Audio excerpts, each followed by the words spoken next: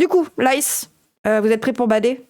Les zébardis. Alors attendez, c'est un peu badant. Hein, parce qu'en vrai, face aux interventions de la police américaine de l'immigration, donc l'ICE, le nombre de traversées clandestines entre les États-Unis et le Canada, parce qu'en fait, c'est aussi ça que crée l'ICE. Tu vois, il n'y a pas que des meurtres à répétition, frère. Genre, c'est aussi des personnes qui font des traversées illégales, qui doivent fuir les États-Unis, sans être contrôlées. À la hausse depuis des mois. Mais qui sont ces personnes qui tentent illégalement de rentrer au Québec en prenant des risques importants et que fuient-elles? Enquête est allée à la rencontre des Haïtiens et des familles migrantes installées depuis des années en Floride qui vont voir leur statut d'immigration être brusquement arrêté par Donald Trump. Encore une fois, on en revient à la loi peut changer qui est considéré comme migrant ou pas. Leur statut d'immigration être arrêté par Donald Trump. Parce que Donald Trump ne veut plus d'immigrants haïtiens. Je vous rappelle qu'il a fait une liste de pays aussi dont il ne veut plus d'immigrants.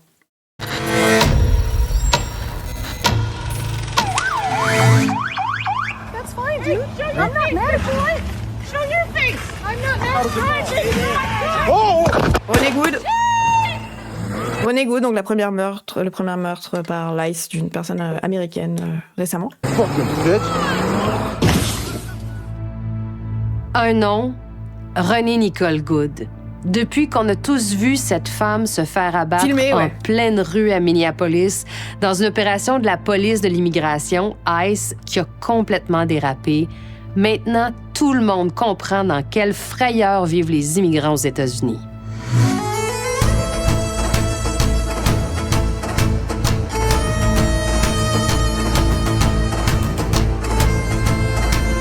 Salut chez lui.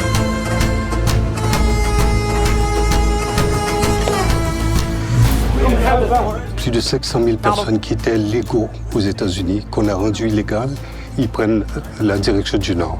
Et le Nord, c'est nous, au Canada. Des immigrants qui, même s'ils sont parfaitement en règle aux États-Unis, vivent dans un tel état d'insécurité qu'ils préfèrent tenter une traversée au Canada dans des conditions très dangereuses. Du jour au lendemain, vous êtes illégal.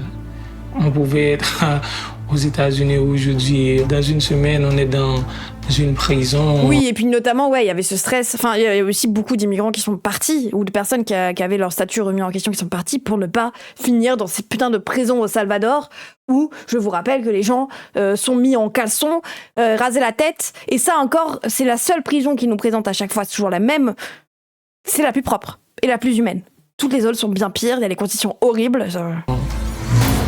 Romain Chué et Pierre-Luc Latulippe nous amènent rencontrer des gens qui risquent l'expulsion et que Donald Trump décrit comme des criminels. Bienvenue à Enquête.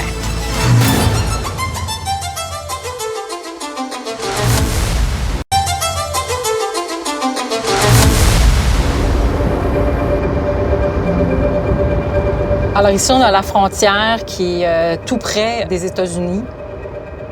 Le territoire est... J'ai déjà un problème si le problème aux Canadiens, c'est on va avoir des immigrés chez nous. Non, parce qu'ils vont les rencontrer, ils vont leur parler, et c'est surtout en mode, on va parler aux gens qui ont dû fuir leur vie, et maintenant qu'ils sont au Canada, autant leur parler. Par contre, on risque de s'énerver si on voit des keufs. Ouais, je sais pas, je pense pas que ce soit l'angle, mais il y a aussi parfois...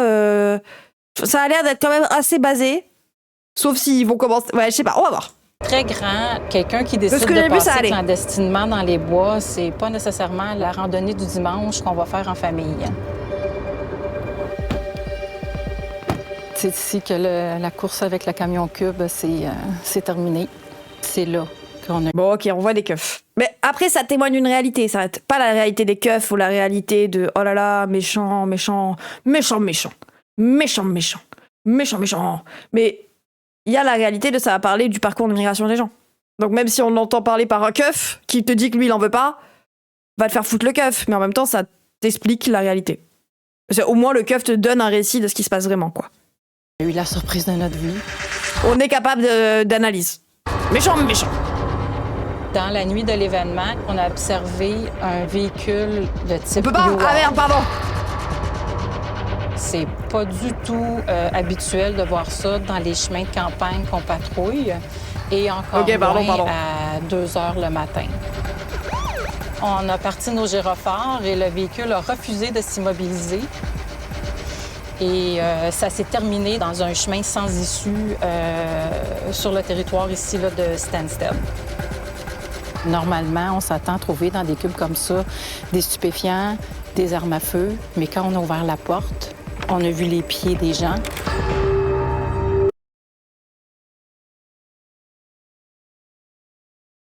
On voit le go fast avec des gens debout dans un camion, des enfants.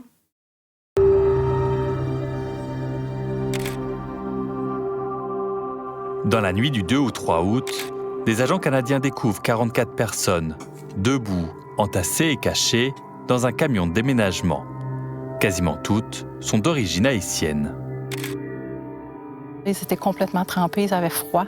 Il y avait des femmes, il y avait des enfants, il y a des gens qui étaient en état de choc, il y a des gens qui étaient en difficulté respiratoire. Ils étaient complètement déshydratés. Mais c'est rarissime au Canada, ici à la frontière, de voir des camions remplis de migrants. Vous aviez déjà vu ça ou entendu parler de ça au Canada? Absolument pas. Au Canada, moi, c'est vraiment une première. Oui, de base, les gens s'arrêtent aux États-Unis, quoi. Les États-Unis, c'est plus rapide, et en même temps, t'as le rêve américain qui fait que ça soit les Haïtiens, les Mexicains à l'époque. C'est des scènes qu'on a l'habitude de voir à l'international. Au Mexique, par exemple, des gens qui sont pris dans des containers. Après, on a le droit de chouiner. Ici, on voit pas ça. C'est une scène qu'on n'avait jamais vue dans le passé. Là.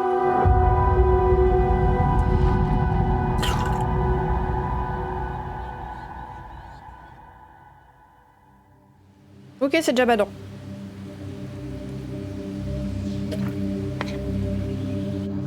Ici, c'est le chemin que je prends chaque... Oui, et puis s'ils ont des gens de la famille... Des gens de la famille... T'inquiète, des gens de la famille qui sont aux États-Unis ou quoi, ouais, qui ont déjà des liens, ça peut être aidé, quoi. Matin, pour... Les Canadiens sont des sacrés influents envers les migrants, eux aussi, faut pas croire ce que ce reportage larmoyant. Après, un peu facile de dire ça... si je regarde un reportage de Cédric Héroux en France, qui est un militant pro-migrants, qui aide les migrants à passer, qui filme la police, qui a appris toutes les lois pour se mettre contre la police, qui a pris des procès, bah son reportage il reste basé, même si la France c'est des connards avec les migrants. Tu vois, ils ne le sont pas, le gouvernement, c'est pas le gouvernement canadien qui fait un reportage, quoi. C'est emmener ma fille à l'école. Ce qui a rapport avec le stress de ces derniers temps, c'est complètement différent. C'est la nature, c'est le calme, la tranquillité. Nous sommes pas Macron. Maintenant, on est à Chilliwack, en Colombie-Britannique, avec ma famille, mes 2 filles, ma femme. Après avoir vécu les moments de peur aux États-Unis, maintenant on est tranquille ici et on mène notre vie. Ralph est un travailleur social d'origine haïtienne. Avant de déménager en banlieue de Vancouver, il œuvrait dans un établissement de santé d'Indianapolis. J'avais ma petite... Bref, les travailleurs, en fait. Genre, c'est... En fait, ces gens ne se rendent même pas compte à quel point ça se tire une balle dans le pied. Genre, même si on parle même pas, genre, vous savez très bien que moi, le statut de résident, etc., je suis pour régulariser toutes les personnes indépendamment de s'ils travaillent ou pas. Hein, on s'en fout s'ils travaillent. Mais, en fait, ces gens, la grande majorité des migrants travaillent. C'est ça le pire. C'est que on parle de gens qui aident dans les hôpitaux, qui ont parfois des travails qui sont des métiers à risque, des métiers en tension, des métiers où on n'arrive pas à embaucher les gens. Et là, on parle d'un mec qui travaillait à l'hôpital public. Il soignait les gens, littéralement. Napolis. J'avais ma petite vie là-bas, plus ou moins calme et honnête et vraiment stable. Tout d'un coup, tout a changé et il fallait prendre une décision. C'était pas facile. Oui, Ralph et sa famille font partie des centaines de milliers d'Haïtiens qui ont vu leur statut temporaire être menacé par le président américain Donald Trump. Un jour, vous êtes légal et vous êtes entré dans le pays de façon légale et du jour au lendemain, vous êtes illégal. Tout pouvait se passer. On pouvait être aux États-Unis aujourd'hui. Dans une semaine, on est dans une prison et on se voit renvoyé en Haïti sans raison. C'est pas un risque que vous vouliez prendre? Non.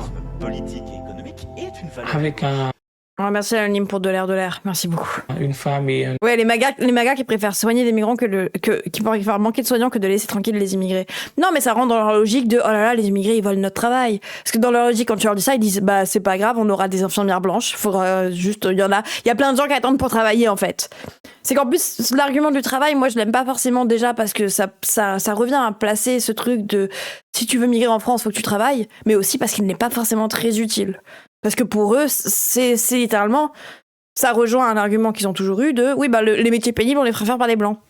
On s'en fout, il y a plein de gens au chômage. Faut bien que tout le monde travaille. Oui, et puis ça raccroche aussi à la logique des assistés, tout ça, quoi. Enfin, on ne peut pas jouer le hasard. Il faut prendre des décisions. Si Ralph a pu arriver au Canada sans encombre, sa femme et sa fille ont vu leur entrée être refusée. Ils ont donc fait appel à un passeur pour traverser clandestinement la frontière au sud du Québec. Ça manique le Canada, c'est traumatisant, le parcours, il faut marcher, il faisait un peu froid. Pendant la traversée, il y a eu des cours d'eau, donc elle a dû traverser ça, mettre les pieds dedans sans savoir si c'est profond ou pas, il faut juste traverser. Et c'est risqué, c'était vraiment au péril de sa vie. C'est quelque chose qu'on n'aime pas trop en parler, mais c'est un moment difficile. Pour votre femme aussi, c'est difficile? Encore elle. Pour moi, je peux en parler un tout petit peu, mais elle n'en parle pas, elle. Vous avez payé combien d'argent? C'est presque 4 000 $ pour les deux. C'est beaucoup, hein? C'est beaucoup. C'est un risque qui se paie cher. C'est grave, le risque se paie vraiment cher.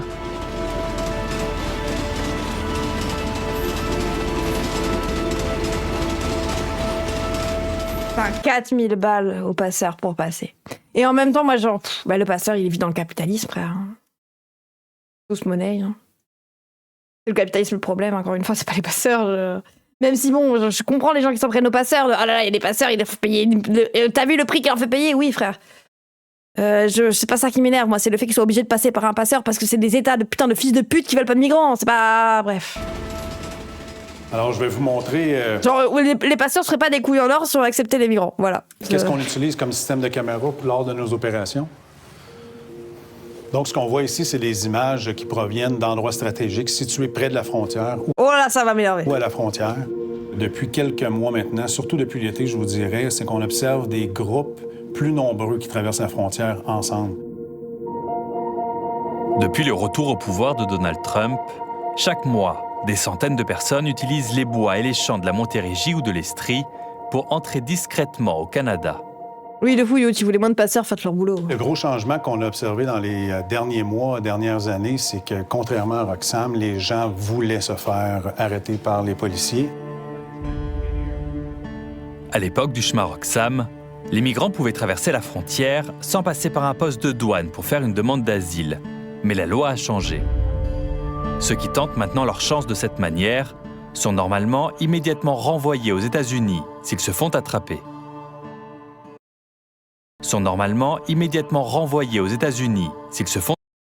Il est illégal de passer la frontière ici ou ailleurs qu'à un point d'entrée, vous serez renvoyé immédiatement aux États-Unis. Pourquoi aux États-Unis? Ah, mais je comprends la strate alors, oui, tu viens pour te faire choper, ils t'envoient aux États-Unis, même si t'es pas.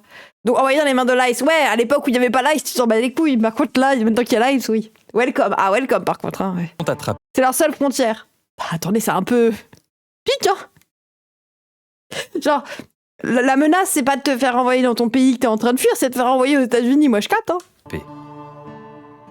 Maintenant, on est dans une dynamique qui est tout autre. C'est que les gens qui traversent vers le Canada ne veulent pas se faire arrêter par nos policiers.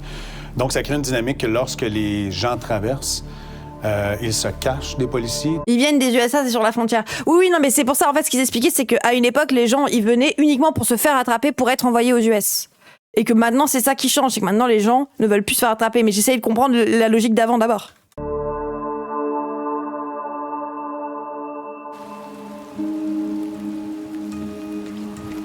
T'inquiète, pas besoin. Bon, vas-y, on va descendre là. On arrête des gens qui sortent d'ici régulièrement complètement trempés. On arrête. Donc ici, on peut même voir qu'il y a un ruban rouge qui a été installé. Là, c'est un marqueur, clairement, qui a été installé par quelqu'un qui utilise ce secteur-là pour passer. C'est un point Je l'aime pas. de repère. Je t'aime pas, madame. Bah, c'est une flic, après, c'est normal de pas l'aimer, mais...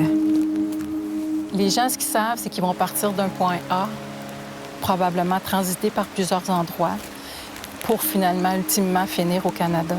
Mais ils sont pas informés des détails. Il y a des gens qui rentrent au Canada l'hiver avec des sandales. Ils sont pas... J'ai compris qu'avant, ils se faisaient attraper volontairement pour pouvoir demander l'asile, et maintenant, ils le font juste pour renvoyer. Ah, ok. Non, ça voudrait dire qu'ils distribuent moins d'asile. J'ai pas compris. On l'a pas tous dans un pays où il y a de la neige, où il fait moins 30 degrés. Même s'il y a du repérage qui a été fait par les groupes criminalisés, nous, on les voit, les ours passer, on les voit, les animaux sauvages, puis ça met la vie de ces gens-là en danger.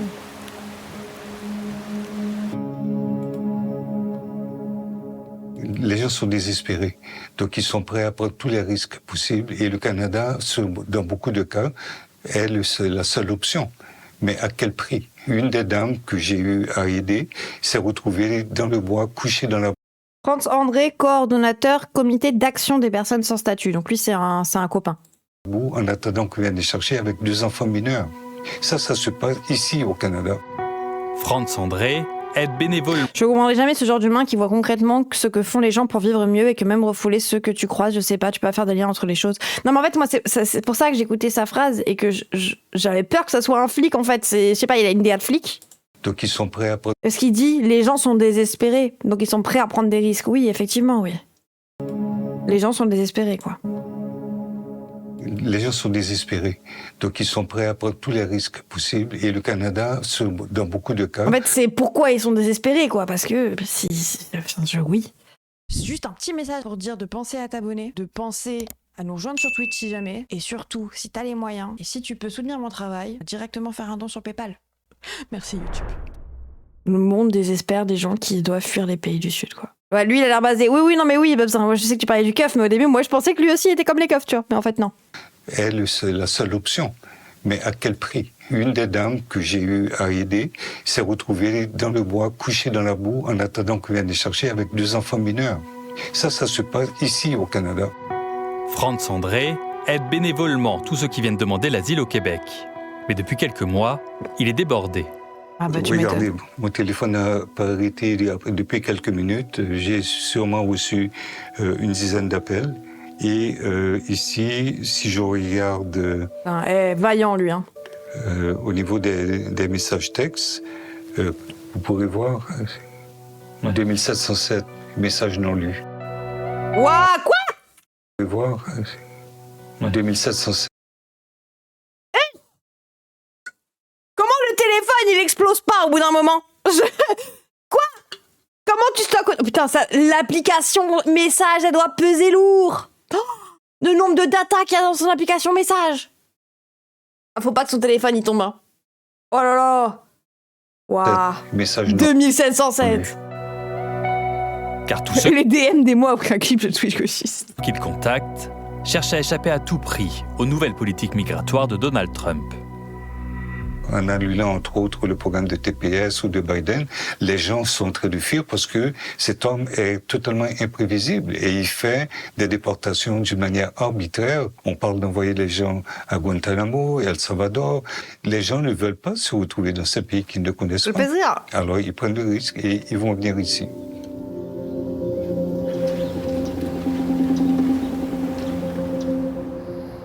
Allô, bonjour, Franz, comment ça va?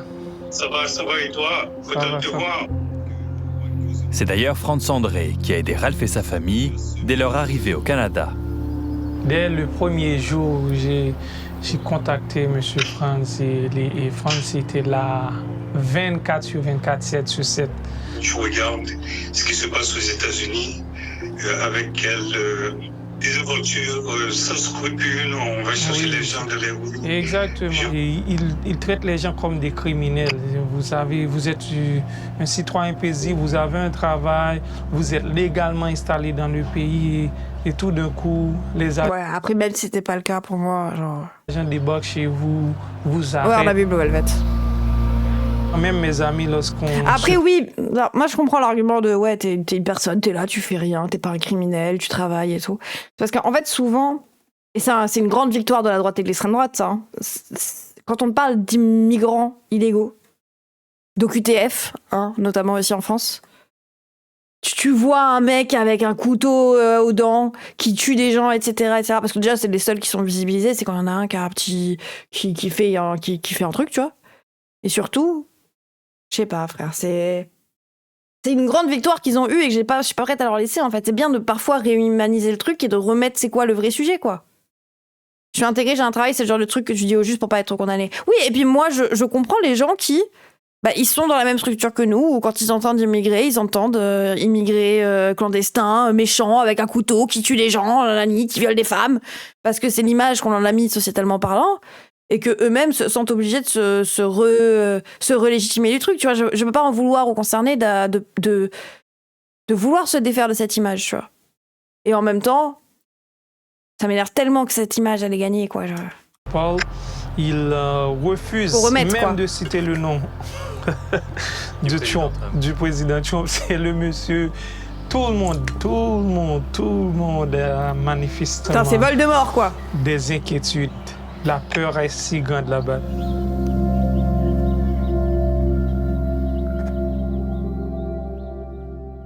Alors, ne pas oublier que sous Biden, c'était exactement la même chose. Exactement la même chose. Même sous Obama, c'est un problème plus général que de Trump pur. Oui, sauf que LKC, on en a déjà parlé. Je pense que tu n'étais pas là. Ce qui a changé sous Trump, ce n'est pas le fait qu'il y ait une police de l'immigration. Ce qui est déjà de base et pas bien. Ce que déjà on a sous Retailleau. Ce qui change sous Trump, c'est qui sont les immigrants illégaux. Trump a revu le nombre d'immigrants illégaux, a revu des gens qui étaient là légalement pour annuler leur titre de séjour. Il a remis une nouvelle liste de pays de toutes les personnes qui viennent de ces pays. Même si vous êtes là légalement, vous devenez illégal. En fait, c'est pas vraiment la même chose. Déjà, il a doublé le budget, etc. Mais même, en fait, au niveau de la répression de ce qu'est la migration, ça a changé. Des gens qui n'étaient pas considérés comme migrants sous Biden, qui sont considérés comme migrants illégaux sous Trump. Il y a des gens qui, du jour au lendemain, n'étaient plus légaux. C'est surtout ça aussi qui a changé. Et ça a durci les conditions d'obtention de nationalité américaine. Tous les Haïtiens, maintenant, si tu es né en Haïti, ou dans plein de pays, notamment d'Afrique, tu n'es plus considéré comme américain, même si tu es nationalisé. Lupus, laisse le chat tranquille, encore une fois. Je commence à te le dire à chaque... Je sais pas pourquoi tu veux par-dessus tout attaquer les autres. Après, ni bien d'accord merde des démocrates. Oui, bien évidemment, rien en soi, c'est pas pour juste dire, oh là là, les démocrates basés, vraiment pas. Mais c'est juste pour dire, c'est quand même délu de penser qu'il y a eu aucun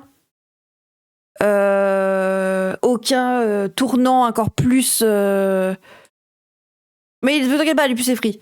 Encore plus autoritaire et raciste et anti-immigration sous Trump, toi. Ne soyons pas non plus d'élus sur le fait qu'il y aura un changement entre Macron et Le Pen. Même si Macron, c'est déjà le fascisme. Moi, je suis assez d'accord avec ça. J'aime ça. C'est ce que j'avais l'habitude. C'est pas excuser Macron que de dire ça, quoi. Oui, c'est assez relativisme au bout d'un moment. Bon, j'ai pas... Bon. Merci beaucoup, Couture, pour le savoir-faire. Merci beaucoup. De faire en Haïti. Vous voyez comment c'est joli. Oh, madame! Swanise a fui Haïti il y a 5 ans pour s'installer au nord de Miami. Oh, madame! C'est Swanise Solongo. C'est toi? Oui. Là, j'avais 25 ans. C'est badant que tous les Haïtiens, ils parlent aussi bien français. Ah, peut-être parce qu'on a colonisé Haïti.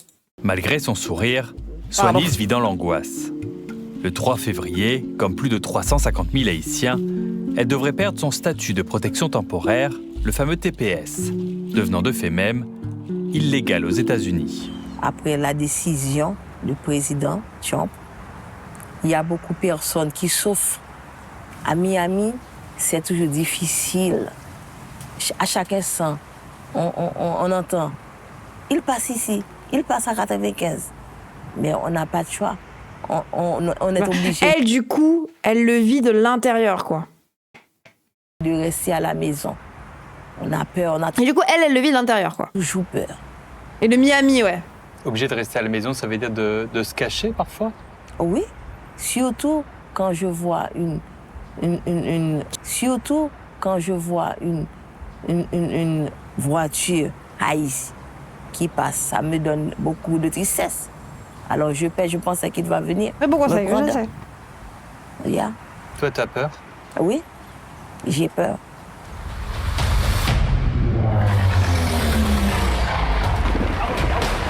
ICE, c'est la police fédérale de l'immigration. Sa mission est normalement de lutter contre l'immigration illégale. Mais depuis... C'est quoi cette vidéo de fou? Sa mission est normalement de lutter contre l'immigration illégale. C'est un citoyen souverain, lui aussi. Mais depuis des Mais comment tu vis 6 mois comme ça sans sombrer, sérieusement? Oui, je suis d'accord. On voit ces agents masqués réaliser des arrestations massives dans les plus grandes villes du pays. Et leurs méthodes, parfois brutales, sont dénoncées et largement relayées sur les réseaux sociaux, comme on l'a vu tout récemment à Minneapolis.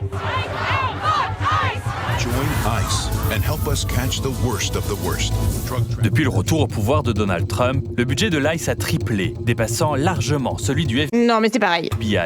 Le but, attirer des milliers de nouveaux agents et ouvrir des nouveaux centres de détention. Leave now. If you don't, we will find you. Partez, sinon on vous retrouvera et on vous expulsera. Bah super. And we will deport you. Ce climat de peur, on le retrouve aussi à la télévision, là où l'administration Trump multiplie les publicités chocs. On incite par exemple les migrants sans statut à s'auto-dénoncer et à quitter le pays volontairement. If you don't, you will be caught, fined, detained, and forcefully removed. Ça fait peur à tout le monde, Et il y a des personnes qui habitent parmi nous, on peut dire des voisins, toujours avec le téléphone entre les mains pour appeler les haïs. Comment les gens ont pu collaborer et livrer leurs voisins aux nazis? On dit cette personne-là, c'est haïtien, il donne des problèmes au quartier. Venez prendre. C'est pas bon, c'est méchant là. Je crois qu'il y en a même... Non, on les baise, madame, on les baise, dites bien, on les baise. Même qui hésitent à mettre leurs enfants à l'école? Non. Parce qu'à chaque instant, on va dire que les Haïtiens vont passer à l'école pour prendre des enfants. Waouh! Yes, c'est toujours comme ça. Oh! C'est vérité, c'est réel. Ça se passe vraiment. Il n'y a pas de ouais, là. donc même tout le temps, ils entendent parler de « Oh, on va aller choper vos enfants à l'école !» Donc ils osent même plus... Ouais, donc le gosse de 5 ans qui se fait choper, la gosse de 5 ans autiste qu'on kidnappe pour faire sortir les darons de chez eux.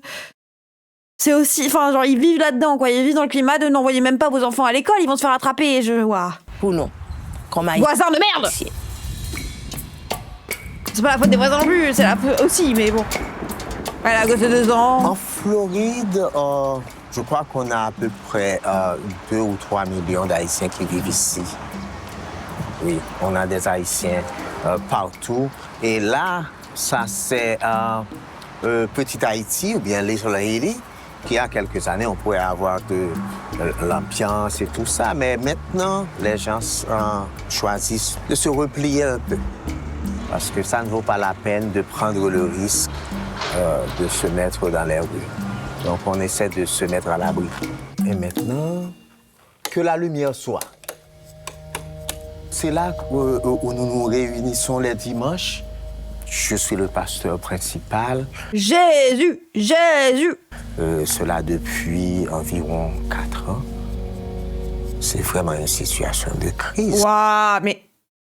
Par contre, là, il va passer dans l'église un jour, tu vois, un dimanche matin, ça va venir choper le pasteur et tous les autres personnes ici, tu vois. Crise grave, crise aiguë. C'est pour la première fois qu'on vit pareille chose ici aux États-Unis, parce que je suis entré dans les années 87. Il y avait toujours des illégaux dans cette communauté, mais jamais on avait éprouvé tant de crainte, tant de peur. Ils l'ont déjà fait.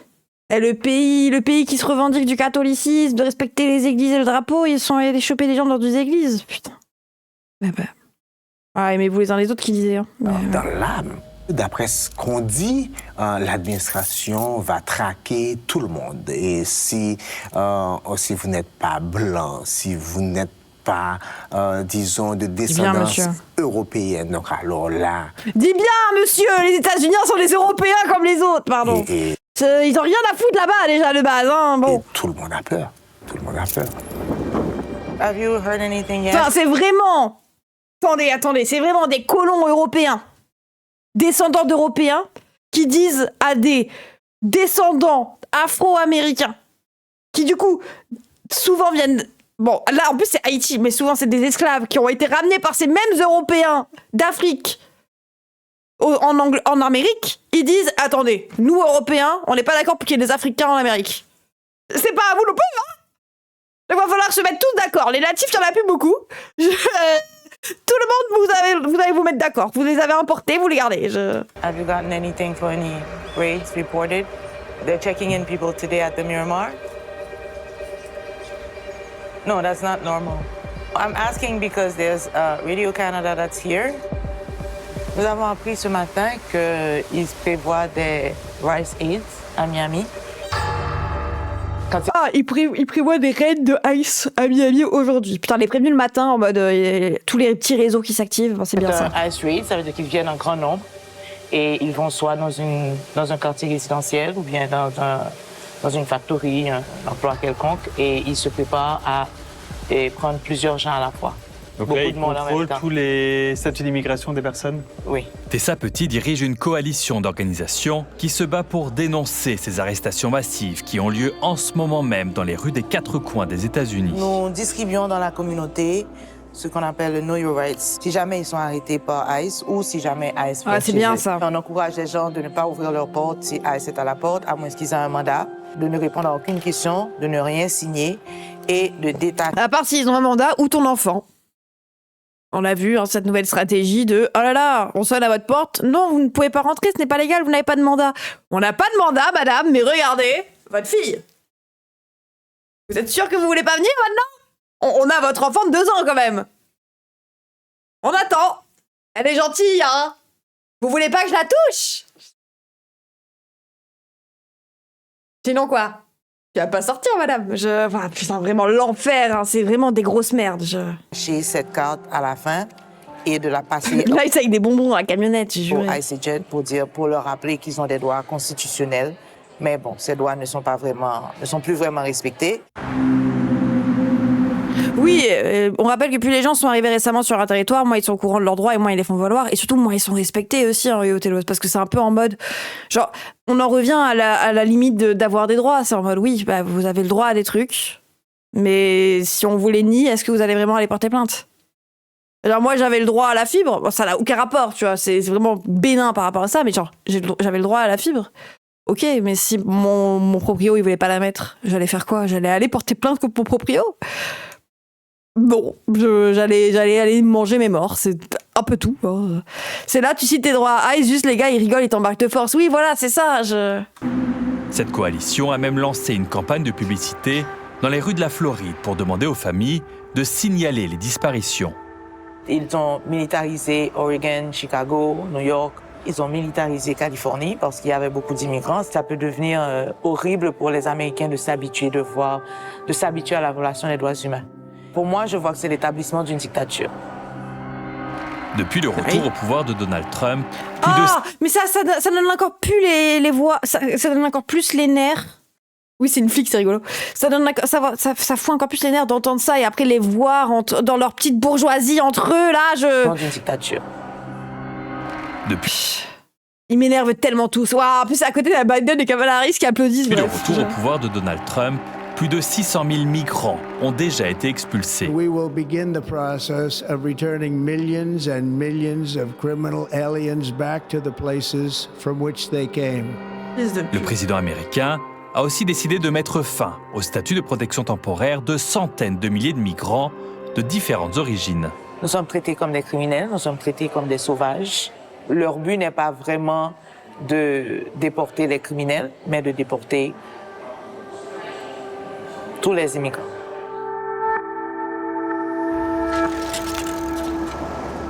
Concrètement, qu'est-ce que vous pouvez faire pour aider les gens? Ce qui est plus facile, c'est d'aider ces gens économiquement.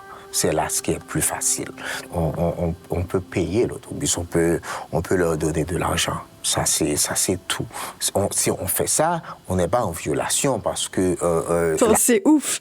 Le truc le plus facile, c'est devenu l'argent, alors que déjà, c'est tellement compliqué que le plus facile, c'est l'argent, frère. La mission de l'Église, c'est d'aider les gens en général. Si quelqu'un vient ici et me dit, bon, pasteur, je suis en panne d'argent, je suis économiquement pauvre.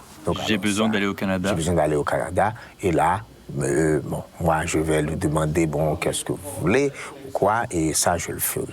Et nous faisons tout ce qui est nécessaire pour qu'ils puissent, du moins, s'envoler de leur propre ailes. Ah, merci, monsieur. Grand monsieur. On t'aime, monsieur. C'est quoi ton rêve maintenant? Madame. Bonjour, madame. Madame.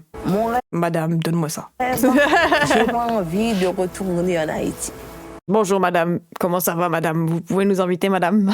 Au contraire. Madame, on veut bien vous aider, mais faites-nous manger un peu quand même au passage.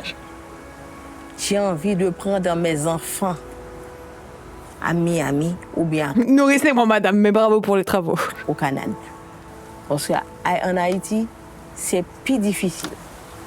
À chaque instant, on tue des personnes. Wow. Les bandits prennent des maisons, craser, briser, et puis mettent le feu. Yeah. Le président américain, il dit on va arrêter ceux qui sont illégaux, on va arrêter... Putain, oui, c'est tellement déshumanisant d'appeler les gens illégaux, bref, oui, ou alien, comme on disait quelqu'un. Après, alien, là-bas, ça veut dire étranger. Et en soi, c'est ce que veut dire le mot alien en latin, tu vois, c'est tout ce qui vient d'ailleurs, tout ce qui est... Mais on parle d'alien pour un corps étranger, par exemple. Genre, si t'as un virus, si t'as un truc, si t'as un ver solitaire, t'as un corps étranger dans ton corps, t'as pas... C'est vraiment une vision hygiéniste de la population qui est golemonesque. Ceux qui sont des criminels. Ah, de tout cas, tout est de somme avec vous, exactement. Moi, je ne suis pas criminel. C'est la vie qui fait ça. Je ne suis pas criminel. Nous ne sommes pas des criminels. Ah oui, et puis tu qualifies comme criminel parce que t'es là illégalement et t'es en mode... Mais arrêtez, laissez-moi tranquille. C'est Madame. La vie qui fait ça. Je ne suis pas criminel. Nous ne sommes pas des criminels. C'est un rempart que notre Dieu, il est invincible à lui. Malheureusement, le pays de la liberté n'est plus ce qu'elle était. Et on doit vivre cette réalité. On ne peut pas se faire d'illusions. Ce n'est plus le pays de la liberté d'autrefois. Donc ici, aux États-Unis, nous vivons des jours tout à fait différents. C'est en Afrique, mais non, t'es totalement con. Pourquoi tu dis ça? Littéralement, le stream s'appelle Ice. C'est que c'est aux États-Unis. Ou c'est en France? Non, j'avais des gens qui parlent français, mais pas en France.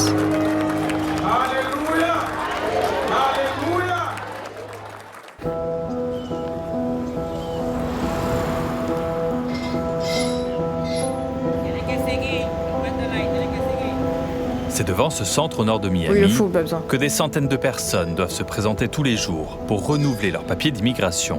L'ICE est en train de mener une opération en Floride.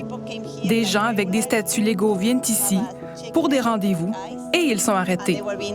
Depuis le retour au pouvoir de Donald Trump, ces bénévoles viennent ici... Ouais, c'est le même truc qu'on a avec les OQTF en France. C'est des gens qui viennent pour se faire régulariser, logique, dans la même normale des choses, parce que techniquement, ton visa, il finit un jour, quoi. Toutes les semaines. Qu'est-ce que je disais? Des gens... Oui, c'est ce truc il y a des gens qui vont se faire régulariser, parce qu'un titre de séjour, un visa, ça finit par arriver à la fin. Et c'est à ce moment-là qu'ils se font choper, quoi. Avec des statuts légaux. Oui, donc il y a des gens qui vont littéralement aujourd'hui se faire régulariser parce que leur visa arrive à sa fin et qui finissent en CRA dans la journée, quoi. Genre, bref. Ils viennent ici pour des rendez-vous et ils sont arrêtés. Depuis le retour au pouvoir de Donald Trump, ces bénévoles viennent ici toutes les semaines pour surveiller ce qu'il s'y passe.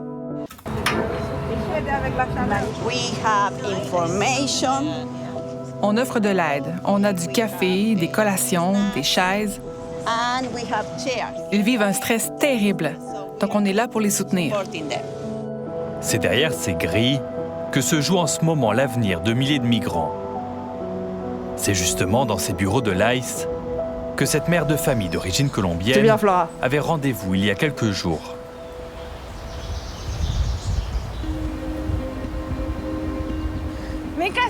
Voilà ma petite maison. Elle a 2 chambres. Celle-ci, c'est la chambre principale, c'est la mienne. Et j'ai aussi ma petite cuisine, ma salle à manger. Ici, je fais un peu d'exercice parfois.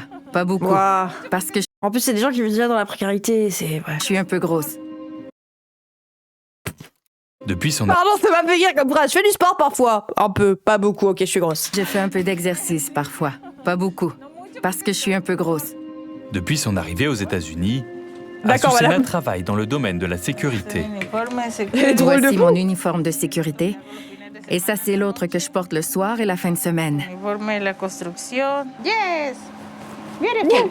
Pardon, madame. J'ai 2 emplois. Je travaille 7 jours sur 7. Je n'ai aucun congé car je travaille 4 jours dans un magasin et 3 jours sur un chantier de construction. Azucena est l'une des rares migrantes qui a accepté de nous parler sans se cacher. Mais comme tant d'autres, elle devra bientôt abandonner sa vie américaine. Le renouvellement de son permis de travail... Ah ouais, le rêve américain. Tu vis dans la précarité, t'es obligé de cumuler 2 tafs et en plus on veut pas de toi dans le pays, quoi. ...a été refusé. Elle a 120 jours pour quitter le pays. La situation est très difficile pour nous en tant que migrants. Dans mon cas, ils ne m'ont pas... Ils sont pas smart et tout. Bah oui, toi, tu dois être génial. Tu dois être hyper intelligent, toi. Toi, si tu cumules 2 tafs dans un autre pays... Ah non. Ils ont juste dit à mon avocat que je devais partir volontairement. Si je refuse, ils vont m'expulser.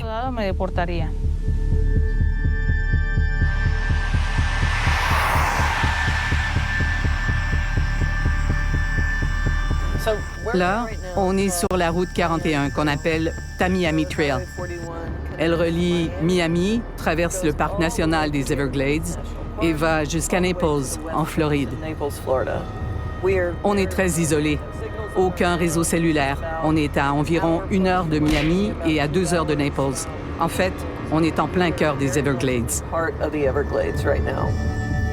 C'est dans cette région tropicale du sud de la Floride que se retrouvent désormais des centaines de personnes arrêtées par l'ICE ou qui refusent l'expulsion volontaire. Bienvenue en enfer. Voici Alligator Alcatraz, mieux connu entre nous comme le camp d'internement des Everglades. Attorney General James Uthmeier here at the Miami-Dade Collier. On est dans le centre d'entraînement Miami-Dade Collier. Training facility. This is an old, virtually abandoned airport facility right in the middle of the Everglades. As I call it, Alligator Alcatraz. Alligator Alcatraz. Ils mettent des migrants là-dedans, c'est ça? Alligator Alcatraz, c'est ce centre de détention qui a été aménagé en seulement 1 semaine au début de l'été, au beau milieu d'un aérodrome abandonné. Nowhere to go, nowhere to hide.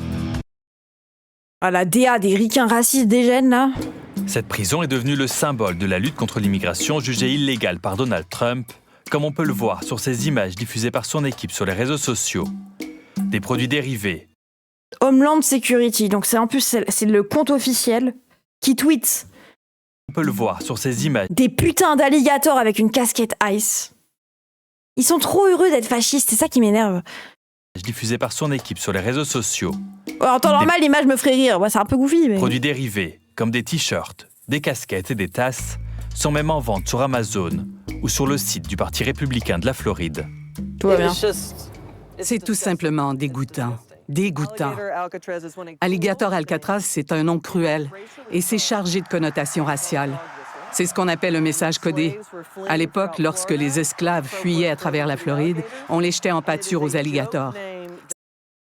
Les fils de pute. C'est un nom ridicule qui ignore complètement les droits humains. Selon plusieurs enquêtes et rapports d'organismes et d'avocats, la plupart des détenus d'Alligator Alcatraz ne font pourtant face à aucune accusation criminelle. Ils ont parfois été simplement arrêtés lors de contrôles d'immigration. Mes clients me disent que les gardiens leur répètent sans cesse qu'ils sont des criminels. Ah, c'est leur camp de rétention administrative à eux, d'accord. Criminels. Ouais, en fait, on les renvoie dans leur pays, on les envoie au Venezuela ou je sais pas quoi, on les envoie dans d'autres pays, mais même pas forcément, quoi. Il n'y a pas que le Salvador qui marche. qu'ils méritent ce qui leur arrive. Gardez en tête que lorsqu'on dit qu'on met ici les pires du pire, c'est un mensonge complet. Et ils ont détenu ici un garçon de 15 ans. Il y a même des gens qui ont des demandes... c'est notre CRA, quoi. Comme en France, ça n'a aucun sens. On dit que c'est des violeurs, des pédophiles, je sais pas quoi, alors qu'en fait... d'asile valide. Il y a une culture de l'abus et de la cruauté. Pour punir les gens, ils les emmènent au soleil, les attachent par les poignets et les chevilles et les laissent pendant des heures avec les moustiques et le soleil. Ça fait peur les USA, heureusement qu'on n'a pas ça en France. Je sais pas si tu trolles les gens, mais on a ça en France. On l'a juste pas dans la nature. Et encore, je vous rassure, il y avait une proposition de Darmanin, quand il était encore ministre de l'Intérieur, je sais pas si c'est encore le cas, mais de construire des centres pénitentiaires pour migrants en Guyane, en plein milieu de l'Amazonie. Prison de haute sécurité en Guyane. Ah, et c'était pour les narcotrafiquants aussi. La comparaison avec le bagne, c'était insultant. Oh. Bref. Accusé de vouloir revisiter le bagne. 20 mai 2025. 495 places prévues. Bref. Ça, c'est mortel ici. Es una carpa gigante o varias carpas gigantes con muchas jaulas dentro. Et ça a été fait, non, ils avaient visité le chantier, c'était pour narcoterrorisme. Je sais pas du tout. Oh, pardon. Pardon, j'étais devant le texte. Une tente géante avec des cages. Et à l'intérieur de chaque cage, il y a 32 lits superposés.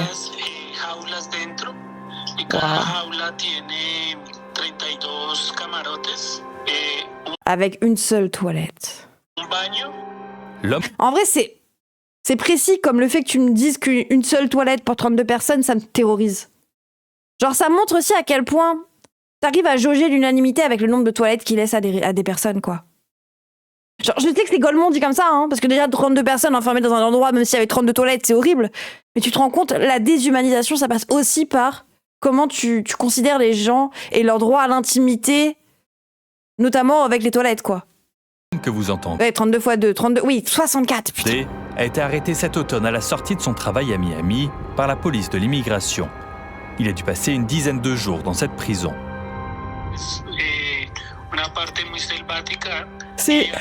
C'est une zone sauvage et il amène les gens dehors que pour les punir. Ouais, c'est pas des gens pour eux, oui, je suis d'accord avec vous. Cette déshumanisation... Ils les punissent parce qu'ils ont demandé de parler avec quelqu'un ou pour avoir demandé des médicaments ou pour avoir crié.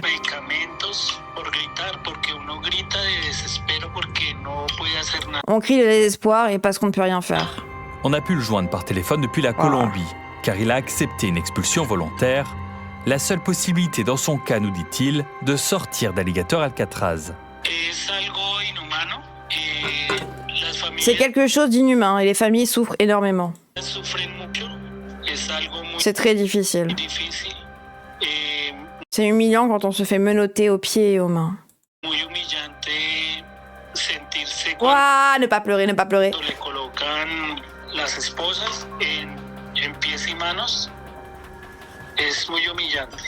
Des expériences similaires. Imagine, tu vis ta vie. Et en fait, ICE, c'est ça, quoi, les gens. C'est ça le truc. On parle des morts de l'ICE aussi, mais en fait, ICE, c'est aussi... Ça fait des entrepôts d'êtres humains et ICE, ils vont les chercher, ils les ramènent, quoi.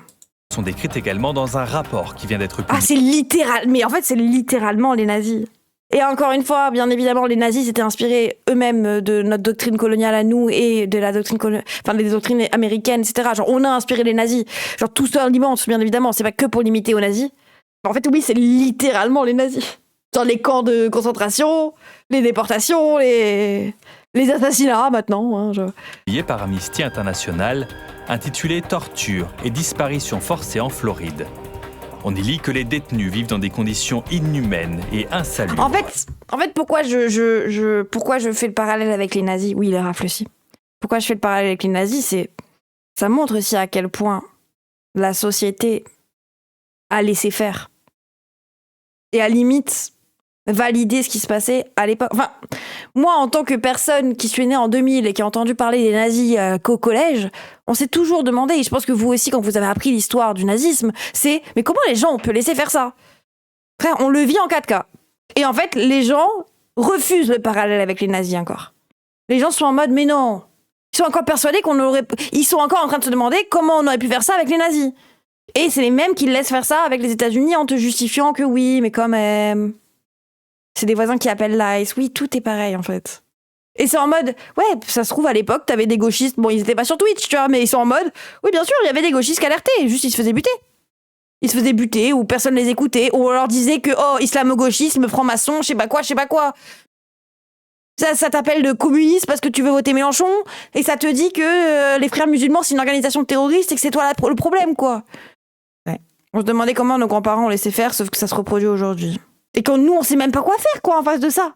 On n'a pas le pouvoir et on a juste les nazis qui sont là et qui nous justifient. Et on essaye de réveiller des gens qui disent, ouais, mais quand même, ils sont illégalement dans le territoire, quand même, c'est bon, ouais, eux-mêmes, ils sont pas les gars, ouais. En fait, je vous jure, genre, oui, je dis un truc qui est évident, mais en même temps, ça m'énerve, quoi. C'est pour ça que j'en parle, mais... Avec un accès limité aux douches et une exposition aux insectes, et qu'ils sont également privés de sommeil, avec un éclairage allumé 24 heures sur 24. Toilettes qui débordent avec des excréments s'infiltrant là où les gens dorment. Accès limité aux douches, exposition aux insectes. Sans dispositif de protection. Waouh. Éclairage allumé 24 heures sur 24. Nourriture de mauvaise qualité. Manque d'intimité, notamment... une seule toilette.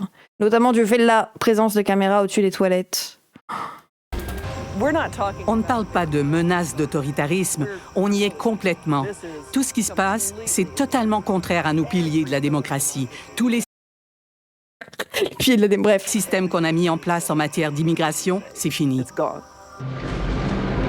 En même temps, la colère est légitime, elle montre les personnes qui n'ont pas basculé. Oui, mais en fait, qu'est-ce qu'on peut faire, quoi? En fait, c'est ça. Oui, il y a on est en colère. Il y a des gens là-bas qui sont en colère. On fait quoi? On peut faire quoi? C'est même pas on fait quoi, je me dis ça en mode il y a un échec collectif, on fait rien, on est trop nuls. Non, on peut faire quoi? On peut rien faire. En fait, c'est aussi ça, c'est est-ce que les gens... Le nazisme, il y a ceux qui ont laissé faire, parce que ça s'est instigé petit à petit autour d'eux. Il y avait ceux qui pouvaient faire quoi? Faire viteuf, aider, sauver des gens, les cacher chez toi, mais c'est individuel, quoi. Ça arrête rien. Bref, oui. On a appris qu'une entreprise québécoise joue également un grand... Ouais, Black Panther, c'est encore... Oui, mais les Black Panthers, même ça, c'est de l'individuel. Même eux, genre, force à eux. Et c'est pas méchant que dire c'est de l'individuel, tu vois, mais même eux, c'est de l'individuel, c'est comme nous, quoi. C'est en mode... Et encore, même nous, on est loin, mais même en France, on fait quoi? Genre, on peut aider, on peut taper les flics, mais c'est un peu près tout, parce qu'ils peuvent nous buter en face, quoi. Moi, les Black Panthers, ça me fait peur, parce qu'en vrai, je me dis, qui ça va se passer, quoi? On se tirer dessus, mais je pense pas que les Black Panthers, ils s'en sortent mieux, tu vois. Je pense que s'il y a des gens qui survivent, c'est plus Lice que... Je sais pas. Rôle dans ces politiques d'immigration américaines. Dans ce document judiciaire, l'administration Trump indique que Garda World participe également aux opérations de détention d'alligators Alcatraz. Garda World, c'est cette firme de sécurité fondée au Québec qui a son siège social à Montréal. Pour accroître notamment ses activités aux États-Unis, l'entreprise a même reçu en 2022 une aide publique de 300 millions de dollars du gouvernement du Québec. Selon nos recherches, une branche américaine de Garda World a obtenu des contrats d'une valeur d'au moins 80 millions de dollars américains pour fournir notamment des gardes armés pour Alligator Alcatraz. Plus globalement, Garda World est même devenu un partenaire majeur de l'ICE, la police fédérale de l'immigration. Au mois de mai, elle a conclu une entente qui peut grimper jusqu'à 138 millions de dollars américains pour la détention d'urgence de migrants. Malgré nos multiples demandes, ouais, argent, mais je sais, Briero, je vois ce que tu mets depuis tout à l'heure, le truc de... Ça sert aussi à faire des détournements d'argent, etc., notamment pour financer leur milice et tout. Je suis d'accord avec toi, ça fait partie du truc. Mais pour moi, tu peux pas juste dire l'idéologie est un masque. Genre, on est d'accord, ça fait partie du sujet. Et c'est une des motivations. C'est pas la seule, en fait. Tu peux pas faire un trait sur le racisme.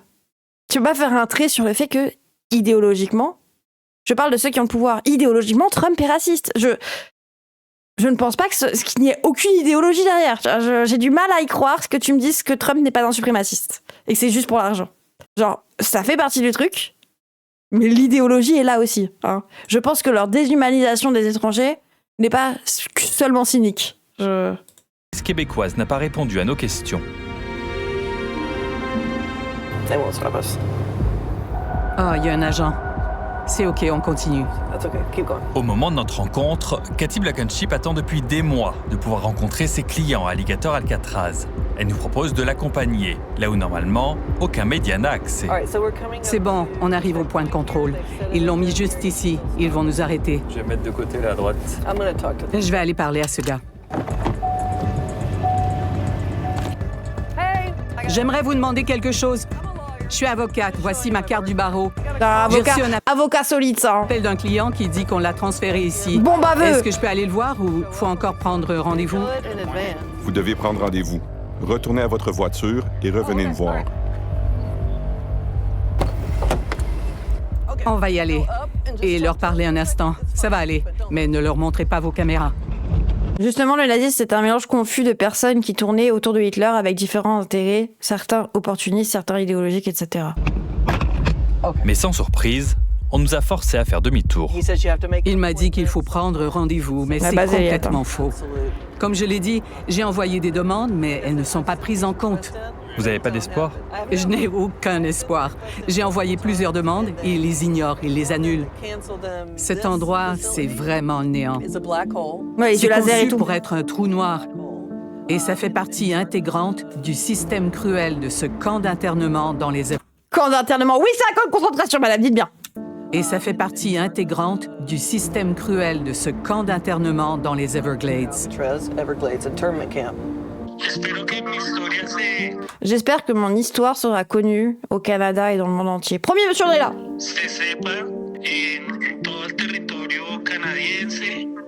Ouais, en même temps, j'aimerais l'aider, quoi. Individuellement, qu'est-ce qu'on est, quoi. Le monde doit savoir tout ce qui se passe là-bas. Mais est-ce que le monde ne cautionne pas aussi tout ce qui se passe tant que c'est loin? Est-ce que le fascisme ne se fait pas à l'échelle globale? Est-ce que le suprémacisme occidental... Ouais, bref.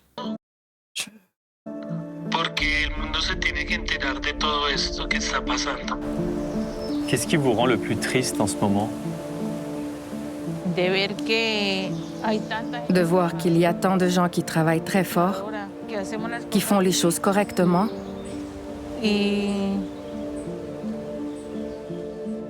Mais non, ça ne sert à rien. C'est important que les gens sachent qu'ici, nous ne sommes pas en sécurité. Ils veulent simplement nous mettre dehors des États-Unis.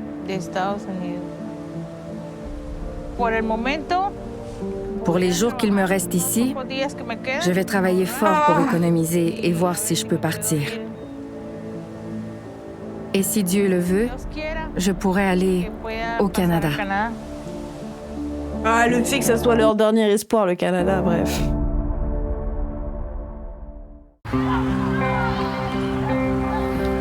Quand Macron envoie un SMS à Trump, il parle pas de ça, il dit t'inquiète, on est d'accord, mais pas le Groenland. Bah ouais. C'est ça, c'est ce truc de j'aimerais que le monde sache, en mode oui, mais même individuellement, est-ce qu'on n'est pas trop de gens qu'on virait dans le fascisme, comme le mec qui faisait des camions tout à l'heure, quoi. Genre c'est en mode nous, on n'est pas la majorité, quoi. Comment t'en arrives à ça, quoi? Comment on arrive à ce que ce monde de merde, il y ait autant de racistes, quoi? Autant de fils de pute, non, parce que là, c'est même pas que du racisme, tu commences à vouloir un système raciste en France, quoi. C'était en mode, dans ta vie, ça te dérange pas qu'il y ait des gens qui vivent ça, quoi. C'est normal de faire des camps de concentration, c'est normal, bref. J'aime beaucoup la Colombie-Britannique. J'ai aimé le choix. C'est vraiment beau. Mon objectif, c'est m'intégrer et essayer de travailler, de prendre soin de la famille et d'être utile à la communauté. Même s'il est désormais pleinement heureux au Canada, Ralph regarde encore tous les jours ce qu'il se passe au sud de la frontière. Ben ouais, parce qu'il aurait voulu rester états-unien, vivre la même vie quand il pouvait rester aux États-Unis. Je sais pas, frère. Le fait qu'il était obligé de bouger les États-Unis parce que maintenant les Haïtiens ils sont plus welcome alors qu'il vivait là-bas depuis toujours, qu'il a un gosse, qu'il a dû passer une frontière. Bref. Il y a quelques jours, l'un des influenceurs haïtiens qu'il suit sur les réseaux sociaux a été arrêté par la police de l'immigration. Mon ami là, il blaguait, il m'a dit moi. Tu vois, tu as cette liberté maintenant là aux États-Unis. Il est condamné à se sentir déraciné à vie. Mais déjà, tu vois, le mec, il a dû fuir Haïti pour des meilleures conditions de vie. Il arrive aux États-Unis, il passe autant d'années à travailler, à mériter. Il te dit 1 milliard de fois, mais moi je suis pas méchant, moi j'ai jamais fait de bêtises, tu vois. Il te le justifie, littéralement, même si t'avais fait des bêtises, mon rêve, c'est pas une raison. Mais moi je comprends ce truc de vouloir mettre de côté que frère, t'as rien fait. Avec ton gosse, tu dois partir, on t'accepte même, tu dois aller au Canada pour revivre. Et en fait, tu vis dans cette peur, parce que même le Canada, qui te dit qu'il ne vit pas dans le même fascisme dans 2 semaines. Non, Dieu merci, j'ai le privilège blanc et français, quoi. C'est colmon à dire, hein, mais genre, j'aurais jamais ça, moi. Dieu merci, mais c'est tellement hasardeux où tu nais, frère. C'est tellement injuste. Bref. Mais personne ne veut parler. Ouais, tu vis dans la peur tellement.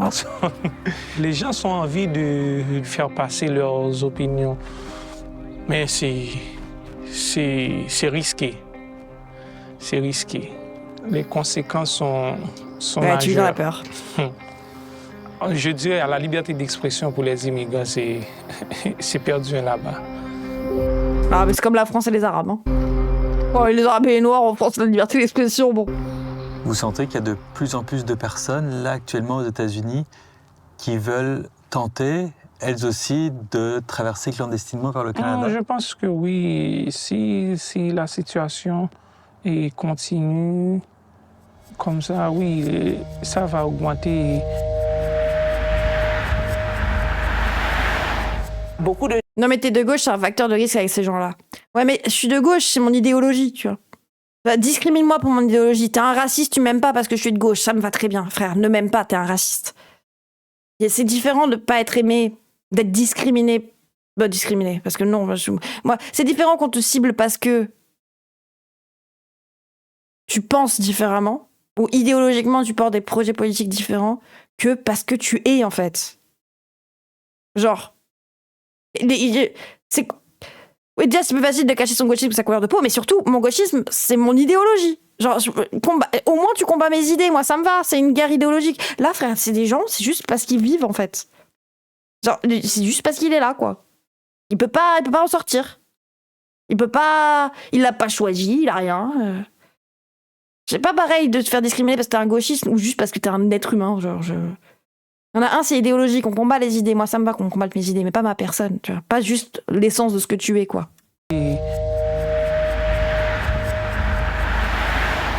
Beaucoup de gens maintenant essaient de trouver une porte de sortie et nous voyons effectivement une migration vers le Canada.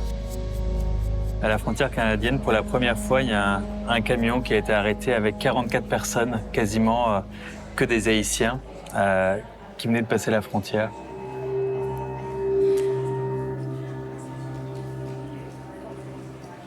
Personne ne devrait avoir à faire ça pour survivre. Pas en 2025, pas dans ce siècle. Et si une famille fait ça, c'est parce qu'ils ont peur de retourner en Haïti. Fait ça, c'est parce qu'ils ont peur de retourner en Haïti.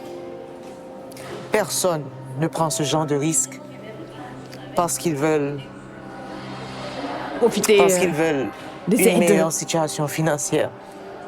Les gens font ça. Mais même s'ils veulent une meilleure situation financière, c'est à cause de nous qu'il y a une mauvaise situation. C'est une question de vie ou de mort. Derrière la découverte de ce camion cube rempli de migrants à la frontière, il y avait un groupe de passeurs originaires de la Turquie et dont la plupart sont arrivés le problème, c'est les passeurs, bien sûr. au Canada comme demandeurs d'asile. Moi, vraiment, les gens, bien évidemment, les passeurs, ça reste des fils de pute qui demandent 4000 balles pour te faire passer une frontière.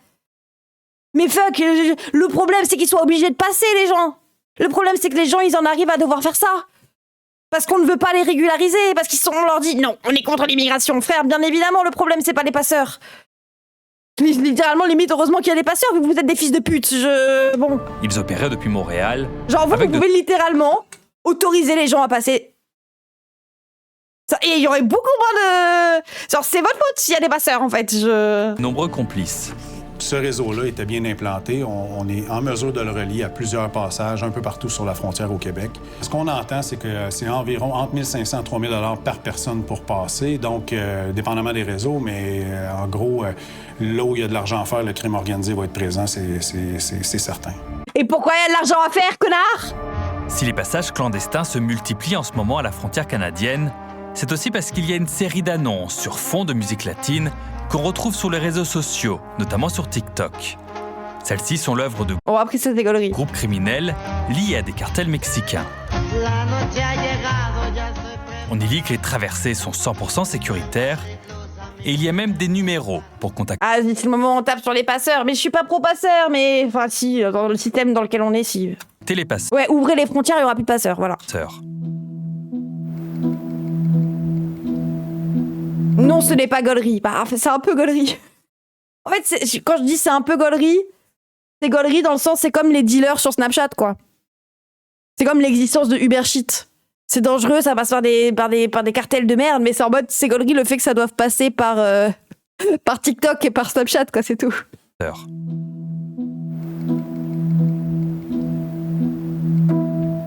Dans les réseaux sociaux, c'est ça ne cynique, dit quoi. Pas jusqu'à quel point c'est risqué. Pourquoi c'est pas sécuritaire? C'est pas sécuritaire parce que... Non, désolé, les passeurs font partie du problème, ça peut clairement s'apparenter à du trafic d'êtres humains. Tu sais comment on lutte contre les passeurs? Oui, non, mais les gens, encore une fois, je viens de vous dire, les passeurs, c'est des fils de pute qui demandent des sommes énormes et qui font du mal à des gens. C'est profiter du mal-être des gens. Mais vous savez ce qui se passe s'il n'y a pas de passeurs? Les passeurs sont des connards. Je suis d'accord. Comment on fait sans passeurs? Il se passe quoi? Genre. Et c'est quoi la meilleure manière d'enlever les passeurs, du coup? Ça n'existe pas, les passeurs sont là tant que les frontières sont fermées. Bah oui, en fait, ce qui crée les passeurs, c'est ça. En fait, c'est que l'État a décidé d'interdire à des gens de venir légalement. Le sujet n'est pas de « oh là là, il y a des méchants passeurs ». Le sujet est de « oh là là, pour passer, t'es obligé de passer par un passeur ». En fait, c'est que ça existe à cause du capitalisme, en fait. C'est que tu es dans un système où les gens doivent faire de la thune et peuvent profiter de l'état de faiblesse des autres. T'interdis aux gens de passer d'un pays à l'autre parce qu'ils sont pas blancs.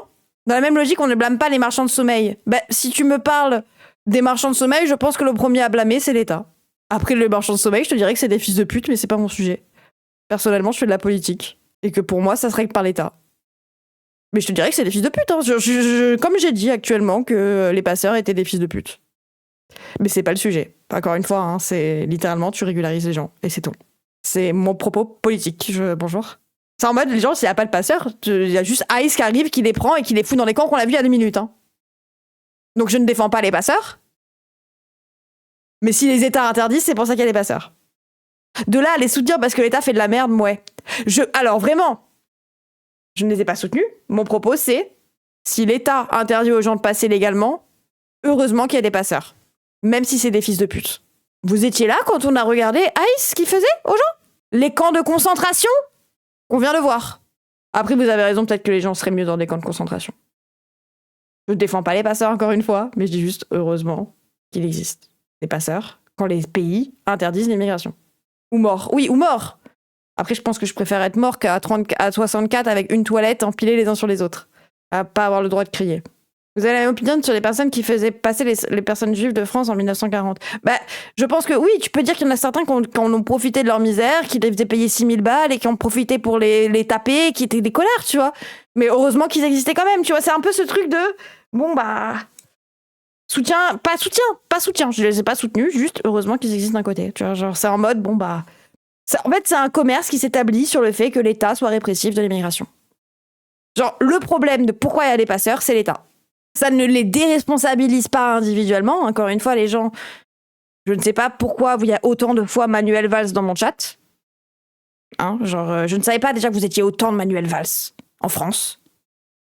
Expliquer n'est pas justifié, encore une fois. Dire que c'est à cause de l'État qu'il y a des passeurs, ça ne veut pas dire les passeurs basés. Hein, ça ne veut pas dire que la responsabilité individuelle n'existe pas, mais expliquer n'est pas justifié. Encore une fois, vraiment, le chat, ne soyez pas Manuel Valls. Je vous en supplie. Présentement, les éléments ne sont pas favorables. Le Canada est un pays... Vraiment, c'est être Manuel Valls que d'être aussi binaire et que dès que tu dis oui, il y a une responsabilité de l'État. Ah, donc tu veux dire que les individus ne sont pas responsables? Bah super. Ça serait la faute de l'État s'il y a des violeurs. Ça veut dire que les violeurs sont pas responsables? Ah bah super, un ratio. L'hiver, il y a la neige. Oui, c'est ça qu'elle a attaqué le problème à la source. Il y a des petits ruisseaux que les gens vont tomber dessus. Ou bien si on leur dit, attendez, ne continuez pas en attendant que ça devienne sécuritaire, ils vont rester des heures à attendre. Et c'est là qu'on se retrouve à mettre leur vie à risque. Juste l'hiver dernier, on a eu des dizaines d'opérations de recherche et sauvetage, des dizaines de gens qui ont été transportés d'un centre hospitalier de la région, des gens qui étaient en hypothermie avancée. Ça, on voit aussi des migrants qui traversent la frontière, arrivent à un chemin pavé, et il n'y a personne qui vient les chercher, donc sont laissés seuls, tout simplement. Et l'on a découvert que le Québec n'est pas le seul endroit utilisé pour ces passages clandestins. Une source nous a fourni le numéro de téléphone d'un passeur basé aux États-Unis. On l'a contacté comment ça en décembre sur une messagerie privée, en se faisant passer pour un père de famille d'origine haïtienne installé à New York. Rapidement, le passeur nous a demandé de le rejoindre à Minneapolis, dans le Minnesota. Contre 1 500 $ américains par personne, il nous propose une traversée qu'il juge sécuritaire, avec une marche dans les bois d'1 heure et demie. Avec des gosses et tout. Un chauffeur nous attendrait de l'autre côté au Canada pour nous emmener ensuite avec 6 autres personnes à Winnipeg. C'est certain que ce ne sera pas 1 heure et demie. Ça risque d'être plusieurs heures. Il y a des gens qui sont restés dans les boisés plus de 4 heures. Faut juste pas dire je suis pro-passeur. Ça tombe bien, je ne l'ai pas dit, putain. Donc la question de sécurité, on ne peut pas le garantir. Mais pour j'ai mis les virgules. Ce qui est important avant tout, c'est de faire de l'argent. Il y a quelque chose de plus étonnant encore, c'est que le passeur nous a dit qu'une fois arrivé à Winnipeg, il va nous loger, nous cacher pendant 14 jours dans un shelter, un refuge détenu par les passeurs, et qu'après ça, on pourrait aller à l'immigration. Pourquoi 14 jours? Pourquoi 14 jours? C'est parce qu'une des conditions que le gouvernement canadien a mis, c'est que si vous ne pouvez pas rentrer d'une manière légale, rentrez par les boisés, illégalement. Cachez-vous pendant 14 jours et éventuellement vous pourrez déposer une demande d'asile. Mais est-ce que les passeurs n'auront pas abusé si on parle de femmes seules? Mais c'était la crainte que j'ai depuis le début, qu'on cache quelqu'un quelque part dans un trou, dans un sous-sol, et puis pendant ces 14 jours-là, ils sont soumis à des abus. Ce que je vous dirais là-dessus, est-ce que la loi est parfaite? Certainement. Après, oui, bien évidemment que c'est badant. J'ai jamais encore dit, j'ai vraiment dit que c'était des fils de pute, mais juste, voilà, quoi. J'habite en forêt et marcher 1h30 en forêt pour des non-initiés, c'est hautement à risque. J'habite en campagne, mais j'habite en ville, techniquement. J'ai vécu en ville. Et marcher 1h30 en ville pour les personnes non-initiées, frère, c'est fatigant. Et c'est un risque aussi. Évitez de marcher 1h30 si vous n'avez pas l'habitude. Hein. Est-ce qu'il y a place à amélioration? Oui. Et moi, je vais éviter là. Est-ce que c'est ça qui engendre cette situation-là? Bien, c'est clair que le 14 jours favorise les gens qui traversent à ne pas vouloir se faire arrêter, c'est clair. C'est un lien direct.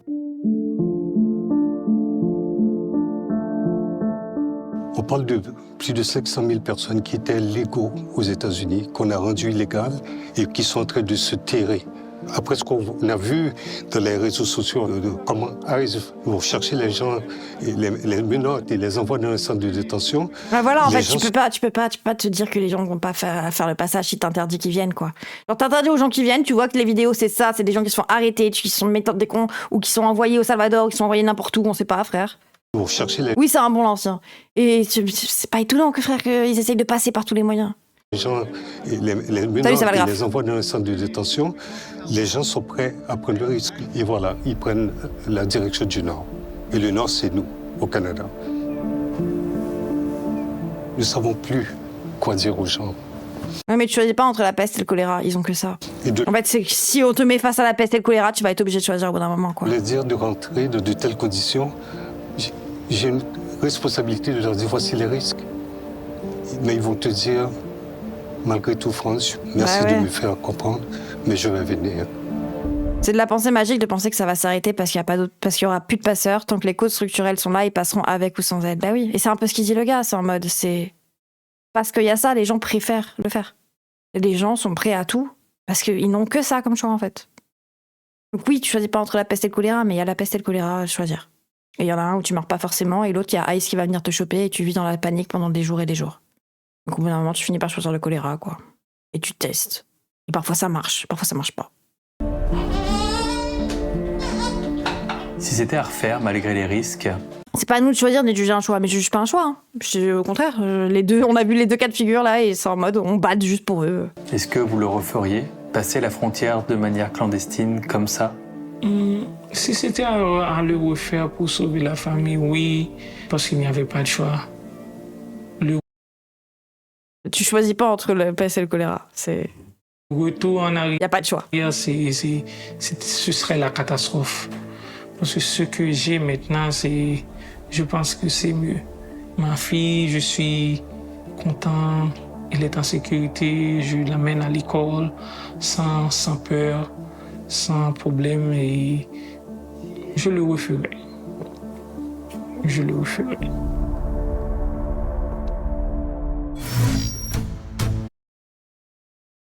Ouais, c'était le reportage le plus badant qu'on a regardé. Non, on a regardé beaucoup de badants, mais c'est genre tellement normal. Et on a un peu la même chose en France, et dans tous les cas, ça va s'intensifier. Je dis déjà comment on traite les musulmans, frère. Les cras, les trucs comme ça. Ça m'est vraiment pas bien. Je suis désolée. Bah après, oui. Rappelle, on avait dit qu'on regarderait cette vidéo à la fin.